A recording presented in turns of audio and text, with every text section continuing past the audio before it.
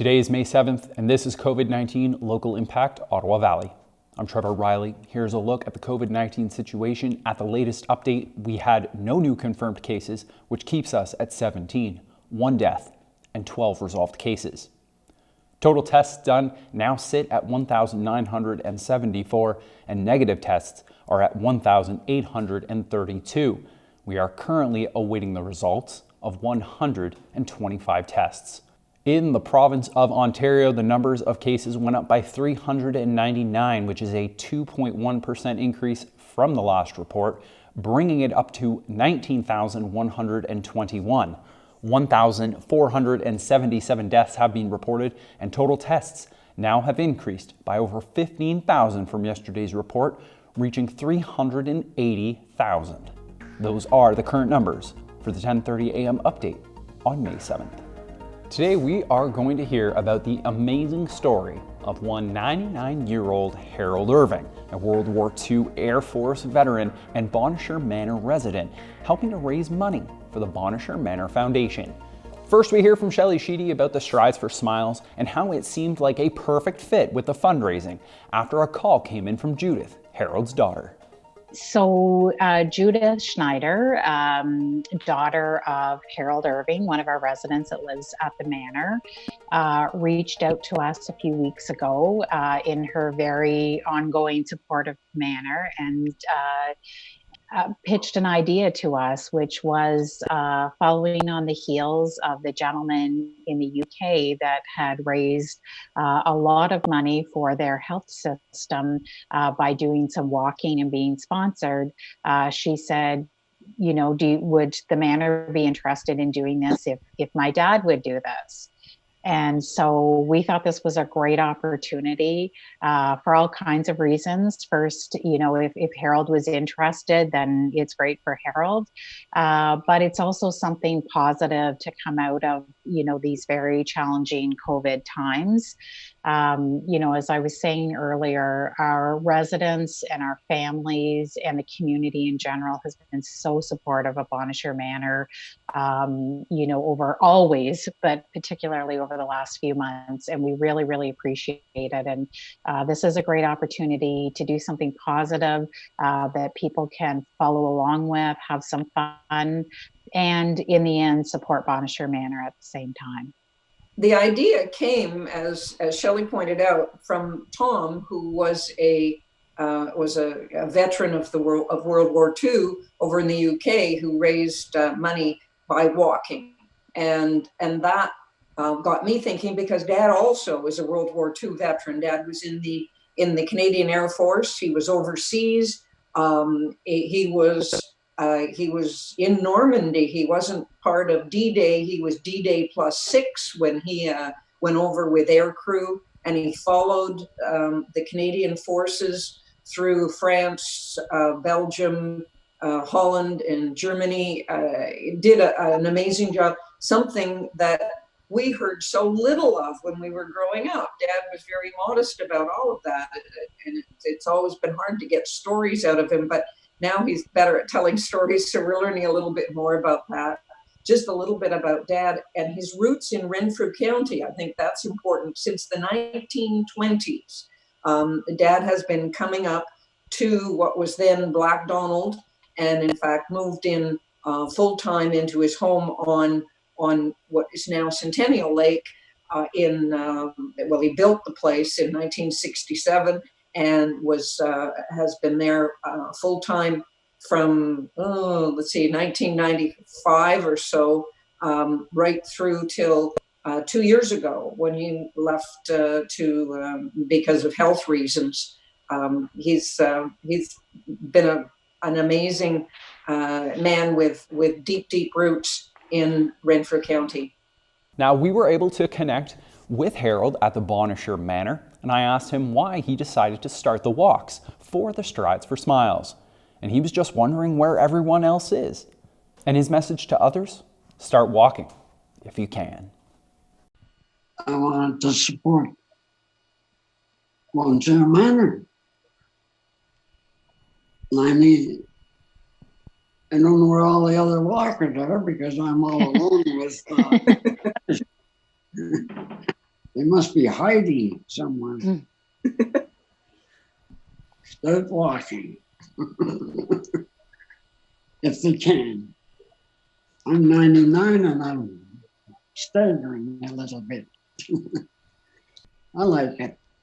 Yeah. I'm getting good company. Good looking company too.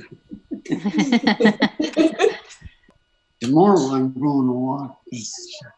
That is the same walk, but I'm going to try it 3 times around tomorrow. 3 laps tomorrow. That's great. I might fall down, but I'll get myself up. You'll help me. Definitely words to live by. If you fall down, you have to pick yourself up. Nice set, Harold.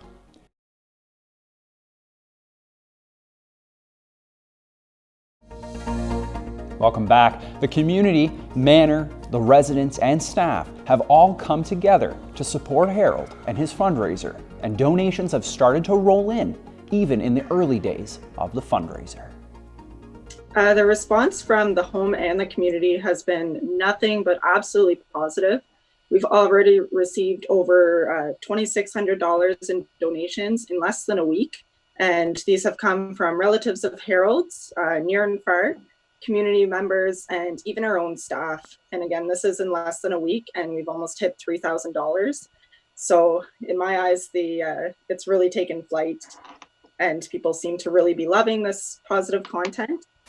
And the fact that even our own staff here at the Manor are donating towards this amazing initiative show their support. And we've also received a lot of wonderful comments about this initiative and how much this type of news and positivity is really, really needed right now. I think we can all agree, at times we do have to step away from the news because it is almost like we're being bombarded with negative. So things like this that we can share with our family and our friends online or through email or however you want to, it is needed, and it is helping people stay positive and moving forward with cautious optimism, but it does give everyone something to kind of look forward to and get excited for Harold's next walk and how they can participate and how they can help out the Manor. We've received so much support for both long-term care homes from all of the communities during this time through donations and comments and emails and letters and artwork. It's just been absolutely amazing. Also, Mr. Irving had pointed out to me yesterday, I asked him what kind of music he would like to listen to on his walks. And he told me he really does enjoy Shania Twain. So I'm going to make sure to get him some Shania Twain for his next walks to help keep his pace up and everything and keep him motivated and enjoy walking outdoors. So yeah, the overall response has been wonderful. Now, due to COVID-19, a number of fundraisers have had to take the back seat. So finding a fundraiser that checks off a couple of the must-needed boxes when it comes to those guidelines of social distancing was something hard to find. Until the Strides for Smiles. And so our foundation had launched through Lainey's work a number of fundraisers for 2020 that of course all appropriately have to be on hold right now. So when Judith approached us with this idea and said, hey, you know, this could be a fundraiser for the foundation, we thought great, because again, not only, you know, is this good for Harold and good for our community and everyone that's getting involved with it, if at the end of the day we raise some funds that can help us, you know, update Bonnechere Manor. It is a 25-year-old facility, brighten it up, modernize it a bit, make it a little bit more home-like, then it's truly a win all the way around. So we were just so happy to get involved. So if people want to donate or just generally follow along with Harold's journey, we do have a Strides for Smiles Bonnechere Manor Facebook event page. On this event page, you can find the donation link itself, and this is where I post all of our photos and videos, donation updates, everything like that. So essentially this link will take you to a portal called Eventbrite, and Eventbrite will ask you to buy a ticket, but you're actually inputting your desired donation amount, in which you should receive a confirmation email, and then it will be added to the general total. The other option is you can mail a check directly to the Bonnechere Manor, as long as it's made out to the foundation. So yeah, those are probably the easiest way to stay connected, or Facebook or Twitter, Instagram. We have lots of cool postings coming up too that give some more information on Harold and his life. Finally, Shelley shares where the funds will be going in the form of the butterfly approach that the Manor has been working on with the Bonnechere Manor Foundation. And it's built on a philosophy of being resident-centered. And as much as, that's been our philosophy for 25 years, it takes it to a whole new level. And there's a environmental component to it where the home becomes even more home-like. But there's also an approach to it through a very intensive education with all of the staff. And when I say all of the staff, I mean 100% of the staff.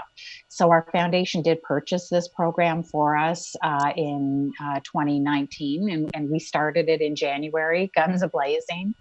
But again, because there is a lot of involvement with residents and families and staff in group settings, we can't proceed with it at this time.